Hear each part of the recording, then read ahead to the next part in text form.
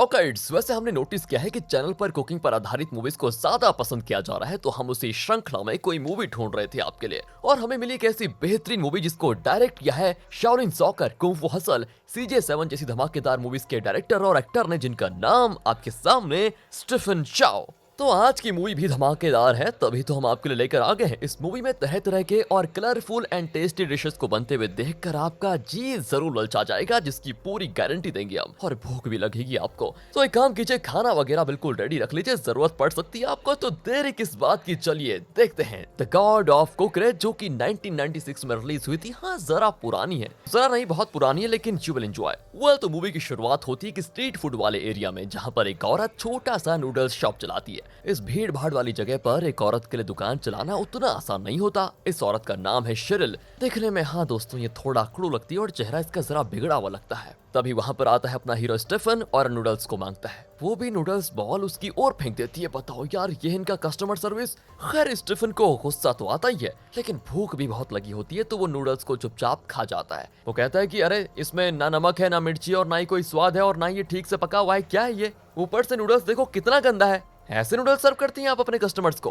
पर शिरिल को जैसे दोस्तों कोई फर्क ही नहीं पड़ता। वो तो मुंह फुलाकर बस अपना काम कर रही होती है। फिर वो स्टीफन को टॉयलेट पेपर का रोल देकर कहती है कि अगर गंदा है तो इसे साफ कर लो। स्टीफन तो गुस्से में उस पर बरस पड़ता है। स्टीफन को तो इतना गुस्सा आता है, वो कहता है कि तुमने शायद मुझे पहचाना नहीं। मैं दुनिया का बेस्ट शेफ हूँ और फिलहाल दुनिया से छुप कर रह रहा हूँ यहाँ पर। मैं पता कौन हूँ? मैं हूँ गॉड ऑफ कुकरे। ये कहकर वो अपना चश्मा उतार कर अपना मुंह जरा क्लोजअप में दिखाता है। शिरिल शॉक उसको देखते रह जाती है, और यहाँ पर आता है स्टीफन का फ्लैशबैक। हाँ दोस्तों, ये सच में गॉड ऑफ कुकरे था, यानी दुनिया का सबसे बढ़िया शानदार शेफ। वो एक कुकरे शो को जज करने चाहता है, जो कि लाइव टेलीकास्ट हो रहा है। एक कंटेस्टेंट ने फ्राइड राइस बनाया होता है, जो हमें थोड़ा क्लोजअप में गर्मा गर्म दिखाया जाता है। तो डिश को देखते स्टीफन उसका रेसिपी बताने लग जाता है कि इस फ्राइड राइस को बनाने के लिए तुमने पॉन को अच्छे से साफ करके उसके 2 हिस्से किए और बीच में राइस रखकर उसको स्टीम किया। फिर उसके अंदर से राइस को अलग निकालकर एबोलोन नाम के एक फ्रेश जूस को उसमें मिक्स करके फिर से राइस को फ्राई किया। राइट? सभी चौंक जाते हैं कि सिर्फ 1 स्पून टेस्ट करके ये उसकी पूरी रेसिपी कैसे बता सकता है। और यहाँ पर दोस्तों, आप मीडिया वालों की तो पूछो ही मत। वो 1 का 10 बनाकर अपने आर्टिकल्स में लिखते हैं कि स्टीफन इज ग्रेट, और जिस कंटेस्टेंट ने डिश बनाया था वो काफी अच्छा कुक था। लेकिन स्टीफन कहता है कि तुम्हारा डिश अच्छा नहीं है और तुम्हें 0 मार्क्स मिलेंगे। अब वो शेफ परेशान हो जाता है कि यार, 0 मार्क्स कौन देता है कुकिंग कंपटीशन में? 1 नंबर तो दे ही सकता था, ये पता नहीं यार। वेल, अगले कंटेस्टेंट के डिश का नाम है मल्टी फिश। इस डिश को बनाने में 2 गुनी मेहनत लग जाती है दोस्तों, क्योंकि पहले तो एक फिश को काट कर उसके अंदर का फ्लैश और बोन्स वगैरह निकाल कर फिश को खोखला कर दिया जाता है। फिर दूसरे फिश का फ्लैश निकालकर इस खोखले फिश के अंदर रखकर उसकी सिलाई की जाती है और स्पाइस वगैरह डालकर उसकी कुकिंग की जाती है। ऐसा करने से इसमें 2 फिशेस की टेस्ट आ जाती है, इसीलिए ये हुआ मल्टी फिश। इसके बाद स्टीफन उसको टेस्ट करके कहता है कि इसको खा के तो मुझे उल्टी आ रही है, एकदम बकवास बना है। ये कहकर वो उससे भी 0 ही दे देता है। इस तरह सारे कंटेस्टेंट्स को वो सिर्फ 0 देकर आगे बढ़ जाता है। अब आखिरी शेफ आता है, तो उसने बतख का कोई डिश बनाया होता है, जिसे टच करके स्टीफन कहता है कि ये तो एकदम ठंडा है, तुम इसको पका चुके हो या अभी फ्रीजर से निकाला तुमने? उसको भी दोस्तों 0 मार्क्स मिलते हैं। पर ये शेफ दूसरों की तरह चुप नहीं रहता और चिल्ला देता है कि अच्छा, एक बात बताइए, बिना टेस्ट किए हुए तुम किसी को 0 कैसे दे सकते हो? वो बतख को खाकर दिखाता है, तो उसके अंदर दोस्तों चिकन रखकर कोई नया डिश बनाया होता है उसने, जो कि एकदम गर्मा गर्म है। वो कहता है कि टेस्ट तो तुम्हें करना पड़ेगा, फिर देना मुझे मार्क्स। स्टीफन कहता है कि टेस्ट की तो बात ही नहीं है, तुम्हारा मुंह इतना खराब है कि मुझे देखने का मन नहीं करता। ये 0 डिश के लिए नहीं, तुम्हारे मुंह के लिए है। और मैं सच बताऊं तो मुझे ऐसे बदसूरत लोग कतई पसंद नहीं है। उनके डिशेस को टेस्ट करना तो दूर की बात हो गई मेरे लिए। एक काम करो, अपने मुंह का प्लास्टिक सर्जरी करवा लो। दोस्तों, शेफ अपना चेहरा ढक लेता है और रोने लग जाता है। कहता है यार, ये कैसा कॉम्पिटिशन है। वो बहुत ही इंसल्टेड फील करता है। मीडिया वाले तो उसका क्लोज अप शॉट लेने पे तुले होते हैं कि कब आए ये हमारी टीआरपी में। एंकर पूछता है कि अगर कोई भी डिश अच्छा नहीं है तो फिर अच्छा डिश आप ही बनाकर दिखाइए। Pressure, passion. हुई ना बात, अभी दिखाता हूँ। ये कहकर स्टीफन चाशनी को गाढ़ा करके उसका एक डेजर्ट बनाता है, जिसे वो रेनबो विद फ्लावर्स का नाम देता है। उसे सभी टेस्ट करते हैं और कहते हैं कि वाह, ये तो एकदम लाजवाब है। मीडिया वाले भी इस बात को खूब छापते हैं। वैसे आपका पसंदीदा डिश कौन सा है? उसका नाम और उसका नाम का मतलब कमेंट्स में जरूर कह दीजिए, और बाहर के डिश मत बताना, मतलब बताओगे तो अच्छे से समझा देना। अगले सीन में स्टीफन उस शो के एंकर को डांट रहा होता है कि तुम अपना खुद का डायलॉग क्यों बोल रहे थे? अरे जो स्क्रिप्ट में है वो फॉलो क्यों नहीं किया? सर उसके लिए सॉरी, मुझे लगा कि मैं एक्स्ट्रा बोलूंगा तो आप मुझे एक्स्ट्रा पेमेंट देंगे। फिर वो उस शो के कंटेस्टेंट से मिलता है और उन्हें भी पैसे देता है। ये कुकिंग शो असली नहीं है, बल्कि स्टीफन अपनी पब्लिसिटी के लिए ही ये सब कुछ कर रहा है। सच बताएं तो उसे कुकिंग के बारे में ज्यादा कुछ आता जाता है नहीं, और इस तरह के फ्रॉड शोज के जरिए वो मीडिया का ध्यान अपनी ओर आकर्षित करता है। ये सब करके ही वो गॉड ऑफ कुकरी बना है, और इसी वजह से कई कंपनीज अपने प्रोडक्ट्स को मार्केट में लॉन्च करने के लिए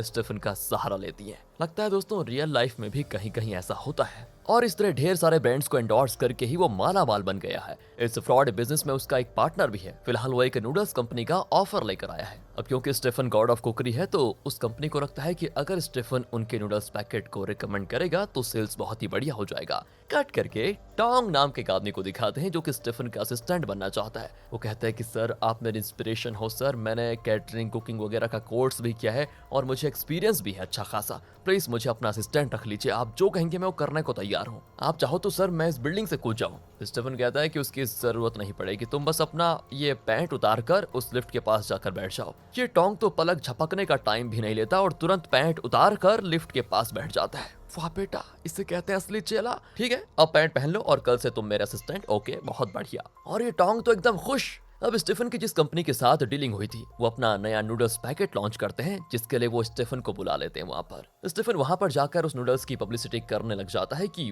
वाह ये बहुत ही टेस्टी है और मैं रिकमेंड करता हूं कि इसको सब खरीद कर खाएं। सब कुछ बढ़िया चल रहा था, लेकिन तब स्टीफन का असिस्टेंट यानी टोंग बीच में आ जाता है और वो स्टीफन से पूछता है कि इस नूडल्स में कौन कौन से इंग्रेडिएंट्स पड़े हुए हैं जरा बताइए, और इसमें किस तरह के मसाले मिक्स किए गए हैं बताइए। आप कहेंगे तो लोगों को इस प्रोडक्ट पर और विश्वास होगा। पर स्टीफन को तो कुछ पता हो तब पता है ना। वो जरा नर्वस हो जाता है और अपने पार्टनर को इशारा करता है कि गार्ड्स को बुलाकर इसको बाहर करवाओ। लेकिन तब स्टीफन को पता चल जाता है कि असल में पार्टनर भी टोंग के साथ मिला हुआ है। वो गार्ड्स को जाने नहीं देता और यहाँ पर टोंग हीरो की तरह कोट वगैरह फाड़ कर फेंक देता है और एक प्रोफेशनल शेफ की तरह एक नूडल्स डिश बनाता है। वो कहता है कि ये है असली नूडल्स, इसे टेस्ट करके बताइए कि ये अच्छा है या वो पैकेट वाला नूडल्स जिसे गॉड ऑफ क्रोकरी रिकमेंड कर रहा है, बताइए। असल में दोस्तों ये सब कुछ टोंग का प्लान था, क्योंकि वो जानता था कि स्टीफन धोखे से गॉड ऑफ कुकरी का ताज पहनकर लोगों को उल्लू बना रहा है। इसलिए उसने स्टीफन के पार्टनर के साथ डील की थी कि अगर तुम इस प्लान में मेरा साथ दोगे तो मैं गॉड ऑफ कुकरी बन जाऊंगा, तुम्हें अपना पार्टनर बना लूंगा, और क्योंकि मैं असली शेफ हूं तो पकड़े जाने का डर भी नहीं रहेगा। और दोस्तों इस पर स्टीफन का पार्टनर भी स्टीफन का साथ छोड़ने के लिए मान गया और उनका ये प्लान सफल भी हो गया। मीडिया और पब्लिक के सामने स्टीफन का पर्दाफाश हो गया था। यही नहीं, पुलिस उसको अरेस्ट करके जेल में बंद कर देती है, क्योंकि उसके रिकमेंड किए हुए प्रोडक्ट्स को खाकर 50 लोग बीमार पड़ गए थे और वो हॉस्पिटल में हैं। इसके बाद as you know god of cookery बन जाता है टोंग, और स्टीफन ने धोखे से जो प्रॉपर्टी, बैंक बैलेंस वगैरह कमा कर रखा हुआ था वो सब कुछ सील कर दिया जाता है। आ जाइए दोस्तों प्रेजेंट में। वो शेरिल को बताता है कि मैं अभी अभी जेल से रिलीज हुआ हूँ। तभी अचानक एक गैंग आकर उसको पीटने लग जाता है। फिर पता चलता है कि शेरिल की दुकान पर आने से पहले स्टीफन ने किसी और की दुकान में लड़ाई झगड़ा किया था, इसीलिए वो लोग उसको मारने के लिए यहाँ पर आ गए हैं। शेरिल तो स्टीफन को उन लोगों से बचा लेती है और उनको भगा भी देती है। फिर वो स्टीफन को एक बहुत ही टेस्टी राइस डिश खाने के लिए देती है। स्टीफन कहता है कि यार ये तो बहुत ही बढ़िया है, इसमें और तुम्हारे नूडल्स में कितना फर्क है, और ये राइस ये तो बहुत ही बढ़िया है, कहकर वो खाना मुंह में दबा देता है। अब रात को जब दुकान बंद हो रही थी तो एक गैंग वहां पर आता है। दरअसल ये आदमी इसी मार्केट में एक स्ट्रीट फूड शॉप चलाता है जिसमें वो प्रॉन के डिशेस बनाता है, और इसका नाम है चैन। और शेरिल की बात की जाए तो वो बीफ बॉल्स का डिश बनाने में बड़ी एक्सपर्ट है, और वैसे इस एरिया में चैन और शेरिल के शॉप से टॉप पर है। शेरिल का भी अपना एक गैंग है दोस्तों, और आज चैन के शॉप पर उतने लोग नहीं आए थे जितने कि शेरिल की दुकान पर। वो कहता है कि अगर देखो हम दोनों की रेसिपीज को मिलाकर हम कोई नया डिश बनाकर बेचेंगे तो बिजनेस बहुत ही आगे बढ़ेगा, हम मालामाल हो जाएंगे, और मुनाफे में मेरा 60% और तुम्हारा 40%। बोलो डील मंजूर है क्या? शेरिल तो ये सुनकर उसको गाली दे देती है कि कस्टमर्स मेरी दुकान पे ज्यादा आते हैं, मतलब मेरा खाना अच्छा है, और तुम मुझे 40% दोगे और खुद 60%? वाह बेटा, चुपचाप से पासा पलट दो और 60-40 कर लेते हैं, 60 मेरा 40 तुम्हारा। बोलो मंजूर? पर चैन नहीं मानता। इनके बीच ऐसे मुठभेड़ होते रहते हैं दोस्तों। शेरिल के गैंग के साथ स्टीफन भी खड़ा होता है और बात बात पर वो पीछे से कमेंट कर रहा होता है। अब इससे चैन तो बिगड़ जाता है कि वो कौन माइका लाल है जो मेरे साथ जुबान लड़ाना चाहता है, जरा सामने आ जाए। और जब कोई सामने नहीं आता तो वो सभी को लाइन में खड़ा करके कहता है कि अब मेरे साथ बात करो, मैं तुम सबकी आवाज सुनकर पता लगा लूंगा कि कौन था वो। ओ हीरो, शॉर्ट में साथ बात करो, मैं तुम सबकी आवाज सुनकर पता लगा लूंगा कि कौन था वो। बस दोस्तों, स्टीफन पकड़ा जाता है और चैन गुस्से में उसे काटने वाला होता है। तभी शिरिल चाकू पकड़कर चैन को ही उठाकर फेंक देती है। लगता है शिरिल कुंफू वगैरह जानती है, वाह। फिर अपना बड़ा सा चाकू उठाकर वो चैन के 2 टुकड़े करने वाली होती है, लेकिन उसकी आंखों के बीचों बीच रुक जाती है। चैन की तो डर के मारे हालत खराब, वो तुरंत भाग जाता है। लेकिन सुनिए, बहुत देर के बाद फिर वो अपनी गैंग को वापस लेकर आता है, क्योंकि अगर उसने शिरिल को खत्म नहीं किया तो उसका अपना बिजनेस बंद हो जाएगा। लेकिन वो देखते हैं कि बहुत देर से स्टीफन और शिरिल एक टेबल पर बैठे न जाने क्या कर रहे हैं। चैन तो सेफ्टी के लिए अपने कुछ आदमियों को दूर खड़ा कर देता है और बाकियों को लेकर शिरिल और स्टीफन के पास जाता है। बहुत देर के बाद जब वो वापस नहीं आता तो उसके आदमी जाकर देखते हैं, वहां चैन शिरिल को काटने के बजाय उन दोनों के साथ टेबल पर बैठा होता है। लेकिन ये तीनों ऐसा क्या कर रहे हैं जो हिल भी नहीं पा रहे? और तब हमें दिखाते हैं कि उनके आगे बड़ी देर से एक छोटा सा बॉल बाउंस किए जा रहा है। कुछ देर पहले ये लोग जो प्रॉन और बीफ बॉल्स को मिलाकर कोई डिश बनाने की सोच रहे थे, ये वही डिश है जो स्टीफन और शिरिल ने बना दिया। और ये इतना इलास्टिक है कि लगातार बाउंस कर रहा है। चैन उसे टेस्ट करता है तो समझ जाता है कि वाह यार, ये तो एकदम लाजवाब है। स्टीफन कहता है कि शिरिल के बीफ बॉल्स के अंदर तुम्हारे प्रॉन का कीमा स्टफ करके ये बॉल बना है, और अगर इस कॉम्बिनेशन डिश को हम अपने शॉप में बेचेंगे फिर हमारा एक रेस्टोरेंट बनेगा, और कुछ दिनों में एक क्या 8 रेस्टोरेंट खुल जाएंगे, और मार्केट रिसर्च मैं करूंगा, क्या कहते हो? इस तरह इन तीनों के बीच होती है एक मस्त डीलिंग। बीफ बॉल्स को इतना बाउंसी बनाने के लिए उसे कितना पीटना होता है ये सिर्फ शिरिल जानती है, और चैन प्रॉन के बारे में A to Z सब जानता है। तो इनका कॉम्बिनेशन जरूर रंग लाएगा, ये सोचकर वो एक छोटा रेस्टोरेंट भी खोल लेते हैं। प्रॉब्लम अभी ये है कि एक भी कस्टमर नहीं आता। ये लोग फिर डिश का रेट घटा लेते हैं, लेकिन रेस्टोरेंट सुनसान पड़ा होता है, कोई नहीं आता। उसके बाद ये लोग लगातार दाम घटाते जाते हैं, लेकिन कोई फायदा ही नहीं होता। और ये समझ आते हैं कि जब लोगों को इस नए डिश के बारे में कुछ पता ही नहीं होगा तो वो क्यों आएंगे खाने के लिए। इसलिए वो वही चीज करते हैं जो अंबानी करता है, अपनी डिश को फ्री में देकर मार्केट को कैप्चर करने की करते हैं कोशिश। और फ्री में खाना मिल रहा है ये सुनकर एक पेटू नट्स वहां पर आती है और वो एक बॉल भर के इनका स्पेशल डिश लेकर जाती है। साथ ही हॉस्पिटल में उसके कुछ पेशेंट्स चुपके से सारे बीफ बॉल्स खा लेते हैं और उन्हें उसका टेस्ट लगता है इतना बढ़िया। फिर क्या था, नर्स अपने सारे पेशेंट्स को लेकर इनके रेस्टोरेंट में आ जाती है कि चलो भाइयों और बहनों, यहाँ सब फ्री में है, जाकर खूब मजे लूटो। पेशेंट्स बड़े चाव से खाते हैं और इस तरह इनके रेस्टोरेंट की पब्लिसिटी भी बहुत बढ़िया हो जाती है। फिर वो धीरे धीरे वही चीज डिश का रेट बढ़ा जाते हैं और आखिर उस रेट पर बेचते हैं जो पहले इन्होंने फिक्स किया था। इसके बाद तो मीडिया वाले भी इसको अच्छे से कवर कर लेते हैं। रेस्टोरेंट में बहुत भीड़ आ जाती है। ये सब कुछ देखकर स्टीफन का एक्स पार्टनर और टोंग बौखला जाते हैं, क्योंकि उन्हें लगता था कि स्टीफन जेल में सड़ रहा होगा, लेकिन यहाँ ये तो अपना रेस्टोरेंट खोलकर बढ़िया मार्केटिंग कर रहा है और लोग इसकी बड़ी तारीफ भी कर रहे हैं उसके स्पेशल डिश की। वक्त बीतता है और जैसा स्टीफन ने कहा था उसके रेस्टोरेंट के 2 ब्रांचेस खुल जाते हैं। 2 से 4 होते हैं और 4 8 और देखते देखते पूरी दुनिया में लगभग 2500 ब्रांचेस हो जाते हैं इनके रेस्टोरेंट के। ये लोग करोड़पति बन जाते हैं, वैसे ही जैसे अपने 80s के हीरोज एक ही गाने में दिन रात मेहनत करके कूली से करोड़पति बन जाते थे। तो एक दिन ये लोग एक बड़े चमक धमक वाले स्टार होटल में जाते हैं।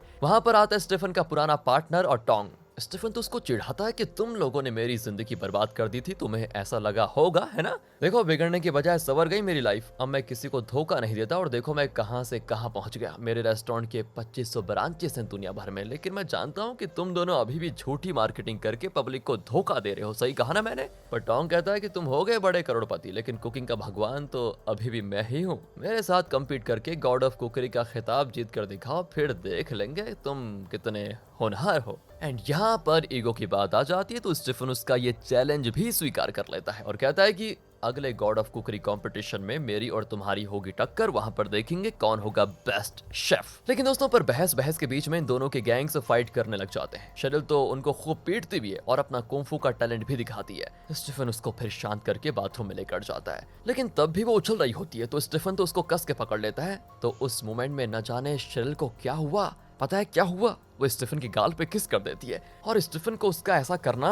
बिल्कुल अच्छा नहीं लगता दोस्तों, क्योंकि वो कुछ लोगों को खूबसूरत और कुछ लोगों को बदसूरत मानता है। उसके हिसाब से शिरिल बदसूरत है। उसका चेहरा, उसकी आंखें, उसके दांत अब स्टीफन को घिनौने लग जाते हैं। वो शिरिल को धक्का देकर उठ जाता है। शायद शिरिल स्टीफन को पसंद करने लगी है, लेकिन स्टीफन को शिरिल के लिए कोई फीलिंग्स नहीं है। कैसा बंदा है यार ये। फिर पता है दोस्तों, शिरिल के जाने के बाद वो अपने गाल को बार बार साबुन से धो देता है, सिर्फ इसीलिए कि शिरिल ने उसके गाल पे किस किया था। फिर वो अपने साथियों के साथ ड्रिंक करने लग जाता है और चैन से पूछता है कि शिरिल का चेहरा ऐसा क्यों है। चैन कहता है कि तुम्हारे लिए लड़ते हुए उसका ये हाल हो गया, पता है तुम्हें? स्टीफन तो चौंक जाता है कि ये क्या बकवास कर रहे हो। चैन कहता है कि बकवास नहीं है यार, सच कह रहा हूँ। जब तुम गॉड ऑफ कुकरी नहीं थे तब से वो तुम्हारी कुकिंग की फैन है, पता है? और जब तुम गॉड ऑफ कुकरी बने और हर मैगजीन में तुम्हारे फोटोज और पोस्टर्स छपने लगे तो वो अपने घर की दीवारों को उन पोस्टर से भर देती थी। एक दिन हुआ ये कि किसी ने तुम्हारा पोस्टर फाड़ दिया तो उसे इतना गुस्सा आया कि वो तो उन लोगों से लड़ने पे उतर आई, और वो लोग तो ठहरे थे एक नंबर के राउडीज। उन्होंने शेरिल पर चाकू से लगातार वार किया।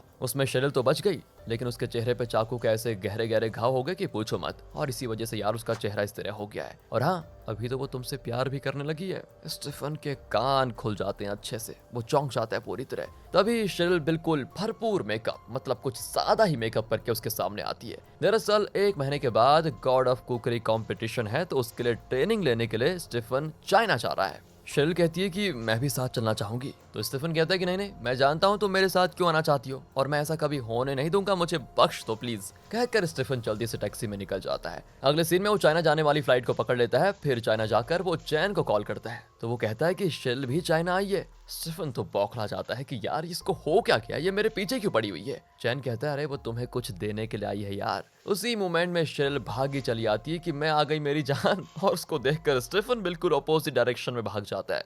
पर आखिर वो स्टीफन को पकड़ लेती है। वो कुछ चीजें देती है और कहती है इन्हें तुम भूल आए थे। फिर वो एक कागज पर हार्ट बनाकर कहती है ये मेरा दिल है, अब तुम इसके बीचों बीच तीर बना दो बस। स्टीफन घबराकर कहता है कि नहीं नहीं, मैं नहीं छोड़ूंगा तीर वगैरह, भाई समझा करो, क्योंकि मेरे दिल में तुम्हारे लिए वैसी वाली फीलिंग्स है नहीं, तुम बस मेरी अच्छी दोस्त हो और कुछ नहीं। शेरिल कहती है ठीक है दोस्त बन के रहो, क्या फर्क पड़ता है, पर प्लीज इसमें एक तीर तो बना दो, फिर मैं तुम्हें तंग नहीं करूंगी कभी, सच बता रही हूँ। पर अचानक शेरिल एक आदमी को देखती है जो स्टीफन को शूट करने आ रहा है। वो झट से स्टीफन को हटाकर खुद उस आदमी के आगे आ जाती है और उसके कंधे पे गोली लग जाती है, बेचारी बेहोश। अब वो आदमी स्टीफन को शूट करने आता है और एक गन शॉट वहां पर सुनाई देता है। यहाँ पर फ्रेम फ्रीज हो जाता है और पता नहीं स्टीफन को क्या हुआ। अब यहाँ से सीन आता है 1 महीने के बाद, जहाँ बड़ी शानो शौकत से गॉड ऑफ कुकरी कंपटीशन शुरू होने वाला है। मीडिया और बड़े बड़े लोग वहां पर जमा होते हैं। दुनिया भर के बेस्ट शेफ्स एक दूसरे के साथ कम्पीट करने वाले हैं। असल में स्टीफन के पुराने पार्टनर और टोंग ने मिलकर स्टीफन को खत्म करने का प्लान बनाया था।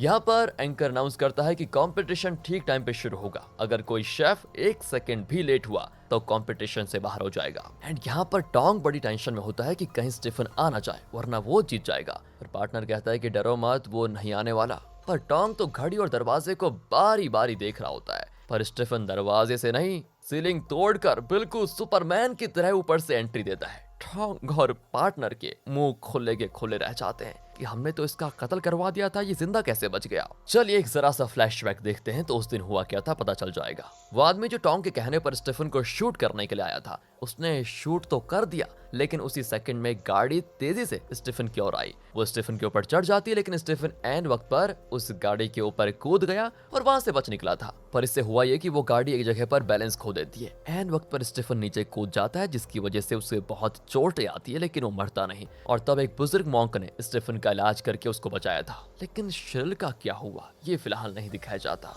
और अब प्रेजेंट में दिखाते हैं कि कंपटीशन शुरू हो चुका है। सारे शेफ्स कुकिंग शुरू कर देते हैं, लेकिन स्टीफन और टोंग एकदम चुपचाप एक दूसरे को ताकते हुए खड़े रहते हैं। टोंग का असिस्टेंट कहता है कि बॉस आप जल्दी कुकिंग शुरू कीजिए वरना हार जाएंगे। पर टोंग कहता है कि नहीं, मैं देखना चाहता हूँ कि स्टीफन क्या बनाने वाला है, उसे टक्कर देने वाला कोई डिश ही मैं बनाऊंगा। इसी बीच कंपटीशन की जज को दिखाते हैं जो एक कंटेस्टेंट के पास जाती है, जो कि मतलब कुकिंग करने से पहले चाकू वगैरह को हवा में उछालकर अपनी बाजीगरी दिखा रहा होता है। जज कहती है कि एक बात बताओ, यहाँ पर कुकिंग कंपटीशन चल रहा है या फिर नौटंकी competition? You are disqualified right now. कहकर वो कुकिंग शुरू होने से पहले ही उसे शेफ को कंपटीशन से बाहर कर देती है। फिर वो कोई अजीब सा डांस भी करती है। शेफ्स उसको ताकने लग जाते हैं तो उन सबको भी डिस्क्वालीफाई करके वेन्यू से बाहर निकाल देती है। वो कहती है कि गॉड ऑफ कुकरी कंपटीशन में माइंड का कंसंट्रेशन इंपॉर्टेंट है। मैं नाचूं या गाऊं तुम्हें से कोई फर्क नहीं पड़ना चाहिए, तुम्हारा सारा ध्यान सिर्फ और सिर्फ कुकिंग पर होना चाहिए, जो कि तुम्हारा नहीं है, इसलिए यू ऑल आर डिस्क्वालीफाइड। इस तरह कुकिंग कंपटीशन के बीच ये अलग ही टेस्ट चल रहा होता है दोस्तों। इस तरह के टेस्ट्स के चलते एक एक करके सारे शेफ्स एलिमिनेट हो जाते हैं और अब यहाँ पर सिर्फ स्टीफन और टोंग बचे हैं। और तब दोनों एक साथ अपनी कुकिंग को करते हैं शुरू। लगता है ये कुकिंग का होने वाला युद्ध है। दोनों को एक ही डिश बनाना है। वो एक फिश के बहुत ही पतले स्लाइसेस करते हैं और लगभग एक ही स्टाइल होता है दोनों का। जज तो ये देखकर हैरान हो जाती है कि वाह, इसे कहते हैं कटिंग। और जब स्टीफन को उस मॉन्क ने बचाया था तो उसने स्टीफन को कुंग-फू भी सिखाया था। अब टोंग तो पहले से कुंग-फू जानता था, तो दोनों कुंग-फू और कुकिंग को मिक्स करके बढ़िया परफॉर्म कर रहे होते हैं। टोंग कढ़ाई में तेल डालकर कुछ फ्राई कर रहा होता है, लेकिन बीच में उसे उछाल कर स्टीफन पर फेंकता है, पर स्टीफन उसे कैच करके अपनी डिश में डाल लेता है और कहता है कि अच्छा तो तुम मुझ पर मांस फेंकोगे, ये लो गरम तेल। ये कहकर वो अपनी कढ़ाई का गरम तेल टोंग पर फेंक देता है और टोंग अपने डिफेंस में कलची से खुद को प्रोटेक्ट कर लेता है, लेकिन वो छेद वाला था तो उसके चेहरे पे गरम गरम तेल की बूंदें गिरकर अलग ही डिजाइन बना देता है। एंड इसके बाद वो गुस्से में अपना बड़ा चाकू निकाल कर स्टीफन पर फेंकता है, लेकिन स्टीफन तो अपने कुंग-फू स्टाइल में उछलकर उसे पैरों से पकड़ लेता है और उल्टा उसी पर फेंकता है। लेकिन टोंग झुक जाता है तो उस तरफ बैठे उसके पार्टनर के कंधे पर वो जाकर लग जाता है। पार्टनर तो चिल्लाता है कि अरे मुझे बचाओ, हॉस्पिटल लेकर चलो वरना मर जाऊंगा। और तब एक आदमी कहता है कि अबे ज्यादा ड्रामा मत कर, चाकू की धार इस तरफ है, तुम्हारी पीठ पर नहीं। तब जाकर वो चैन की सांस लेता है। स्टीफन और टोंग की लड़ाई हद पार कर रही होती है, लेकिन जज उन्हें कुछ नहीं कहती बल्कि तारीफ करती है कि वाह ये दोनों कितना अच्छा फाइट कर रहे हैं। असल में जिस मॉन्क ने स्टीफन को बचाया था उन्होंने स्टीफन को कुकिंग सिखाया था और वो भी कुंग-फू स्टाइल में, इसलिए वो टोंग को टक्कर दे पा रहे हैं दोस्तों। फिर दोनों अपने डिशेस को एक जार में रखकर उसे कढ़ाई में रख देते हैं, शायद ये इनका कोई कुकिंग मेथड है। तब टोंग का पार्टनर एक रिमोट का बटन प्रेस करता है और स्टीफन का जार फट जाता है, उसका डिश हर तरफ बिखर जाता है। असल में टोंग और उसके पार्टनर ने मिलकर स्टीफन के जार में एक बॉम्ब फिक्स करके रखा हुआ था। अब जज तो चौंक जाती है कि मैंने इन लोगों को थोड़ा लड़ने क्या दिया, ये तो बॉम्ब फोड़ कर खेल रहे हैं। स्टीफन की सारी मेहनत बेकार हो जाती क्योंकि अब कंपटीशन खत्म होने में सिर्फ 2 मिनट्स बचे होते हैं। टोंग और पार्टनर तो हंसने लग जाते हैं कि अब ये 2 मिनट में क्या करेगा, मर जाएगा, मतलब कंपटीशन हार जाएगा। दूसरी ओर मॉन्क को दिखाते हैं जो मीडिया को बता रहा होता है कि स्टीफन बुरी तरह घायल था जब मैंने उसे पहली बार देखा था, मैंने उसका इलाज किया था और उसकी जान बचाई, उसे कुकिंग और कुंग-फू भी मैंने ही सिखाया था। अब स्टीफन मॉन्क से टेलीपैथी के द्वारा कम्युनिकेट करता है और बताता है कि मैं हारने वाला हूँ, क्या करूँ। लेकिन मॉन्क कहता है कि हार मानना बुज़दिलों का गुण है, तुम हिम्मत वाले हो और मुझे यकीन है कि तुम इन 2 मिनट में अपना बेस्ट जरूर दोगे। स्टीफन में थोड़ी हिम्मत आ जाती है, उसे अब शेरिल की याद आती है क्योंकि वो जिंदा है या नहीं ये भी स्टीफन नहीं जानता। उसे शेरिल के बनाए हुए बीफ बॉल्स याद आ जाते हैं जो सिर्फ वो बना सकती थी। उसी डिश से इंस्पायर होकर स्टीफन इन 2 मिनटों में बीफ को पीटता है, उसका एक स्पेशल डिश बनाता है। इतना ही नहीं, वो अपने हाथों में आग लगाकर ऑमलेट बनाता है। 2 मिनट होते हैं पूरे और अब जज पहले टोंग का डिश टेस्ट करती है, कहती है वाह ये तो बहुत ही बढ़िया है। इतना कहकर वो स्टीफन का डिश टेस्ट करती है और टेस्ट करते ही उसे इतना एंजॉय करती है कि स्टीफन के मेथड, स्टाइल और फूड के टेस्ट, कंसिस्टेंसी वगैरह की इतनी तारीफ करती है कि थकती नहीं। ये एक टॉप नॉच डिश है, ये कहकर वो पूरा बॉल खाली कर देती है, यहाँ तक कि खुशी के आंसू भी बहाती है कि इस डिश ने तो मुझे स्वर्ग में पहुंचा दिया। सब समझ जाते हैं कि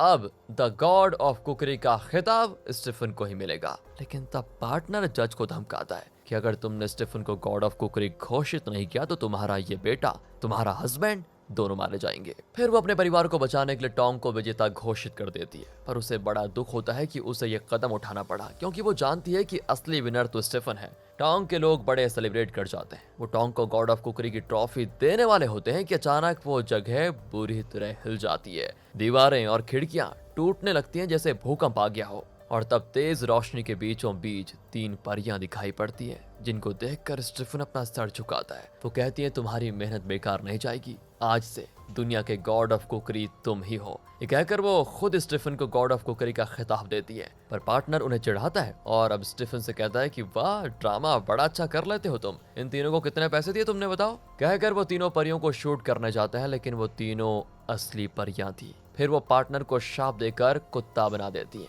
टोंग उन्हें शूट करने वाला होता है तो वो उससे भी कोई शाप देती है, पर पता नहीं वो क्या शाप था। अचानक सब कुछ नॉर्मल हो जाता है और सभी को लगता है कि वो एक पल के लिए कोई सपना देख रहे थे, लेकिन ये सपना नहीं सच था क्योंकि पार्टनर सच में कुत्ता बन बैठा है। टोंग को ये शाप मिला है कि उसकी छाती बीचों बीच एक बड़ा छेद बन चुका है। इस तरह स्टीफन एक बार फिर गॉड ऑफ कुकरी बन गया, लेकिन इस बार अपनी असली काबिलियत के बल पर। इस जीत को स्टीफन उसके फ्रेंड सेलिब्रेट कर रहे होते हैं। स्टीफन को शेरिल की बहुत याद आती है। तब चैन बताता है कि असल में शेरिल को कुछ नहीं हुआ था, वो बुलेट उसके सोने के दांत पर लगकर बाउंस हो गया था, इसलिए वो जिंदा बच गई। और हाँ, उसने अपने चेहरे की प्लास्टिक सर्जरी भी करवा ली, पर उसने एक बात कही थी कि मेरे बारे में स्टीफन को मत बताना वरना वो कंपटीशन जीत नहीं पाएगा, इसलिए वो इतने दिनों से तुम्हें मिली नहीं। आखिरकार शेरिल वहां पर आ जाती है। स्टीफन तो इमोशनल हो जाता है कि उसके खातिर शेरिल ने कितना कुछ सहा। शेरिल ने कागज में हार्ट बनाकर उस पर स्टीफन को तीर बनाने को कहा था, जिसके जवाब में स्टीफन एक कार्ड में हार्ट भी बना देता है और उसके बीचों बीच तीर बनाकर